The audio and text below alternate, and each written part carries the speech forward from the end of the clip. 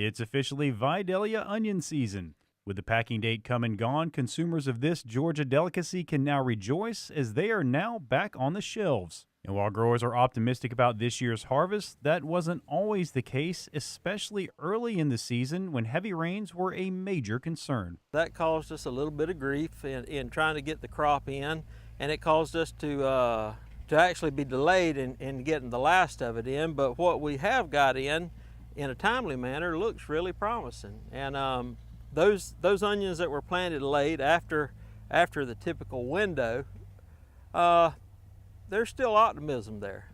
With that anxiety now behind them, growers can now focus their attention on harvesting. And even though these workers make it look easy, there is a science behind gathering up this crop.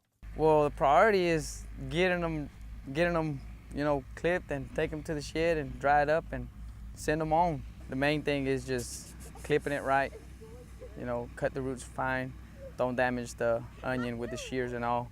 And the farmers are excited about getting their product out to the market, as the combination of solid yields and increased demand could make for a profitable 2019 after a couple of rough years. We've got a good crop, what we're looking at anyway right now.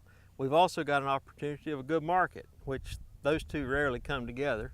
But we have an opportunity to do as good as we have in several years this year. The potential's there.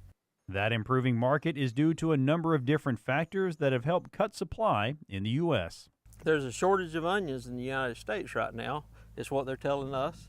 And in the past 2 or 3 years, that hadn't been the case. There's been an oversupply, but this year our acres are down. Texas acres is down. The Mexico onions are staying in Mexico. And Northwest, for storage onions, their supplies are running out. So things are looking promising.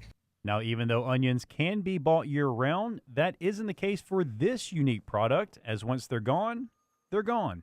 These things only come around. They come around in April.